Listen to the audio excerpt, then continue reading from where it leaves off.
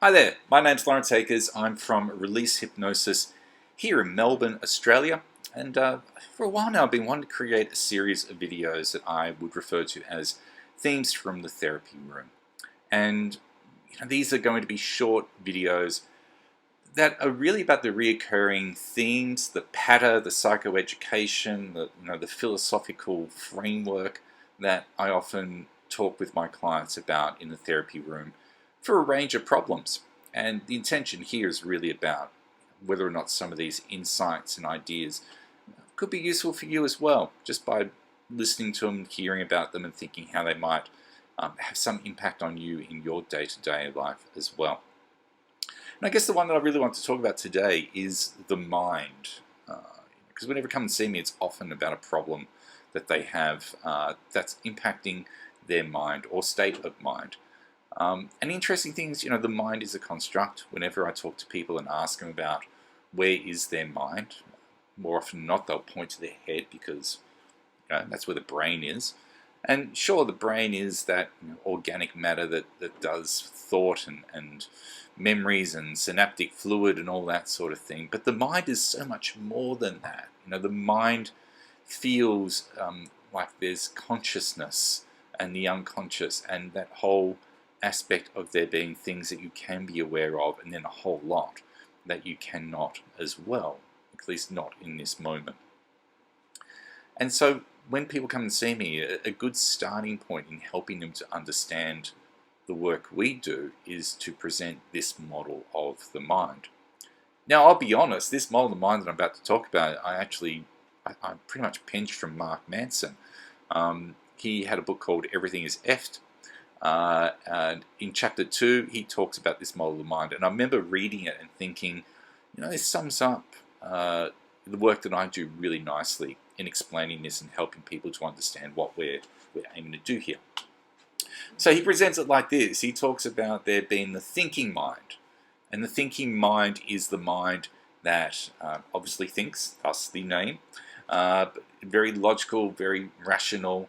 It's the mind that judges. It's the mind thinks things good and bad, right and wrong. With that, it's the mind that's aware that there's a problem that might be going on elsewhere, perhaps not even in that mind. And it's the mind that we like to think is driving our bus, but it's really not, because the other mind is the feeling, emotional mind, which is also the unconscious mind. And this is the mind that was there from the moment you were born, before that logical mind came on board.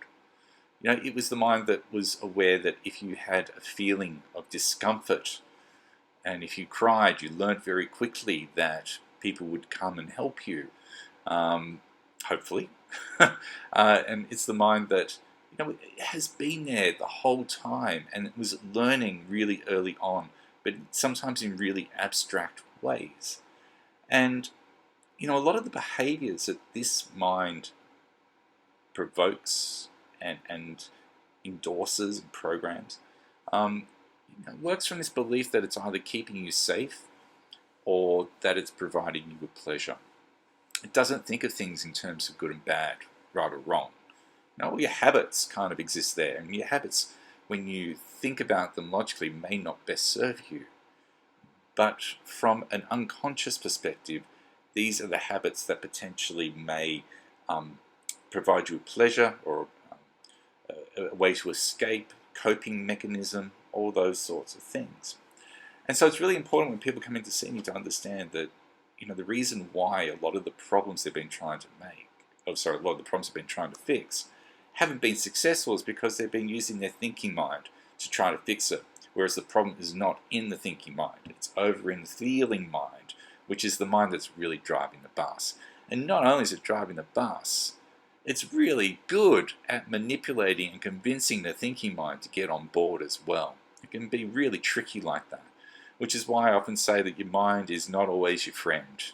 Your mind is probably doing the best thing it can for you, but it's also sometimes not your friend. That's why we sometimes have those thoughts and feelings that might feel uncomfortable, because it's the feeling mind that's generating a lot of that. So Hopefully this has been an interesting insight just into how we might approach mind and discussion about mind and working with mind.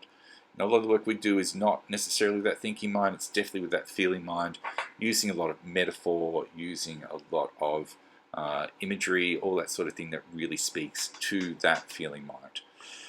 If you're interested, of course, feel free to drop me a line within my website at www.releasehypnosis.com.au.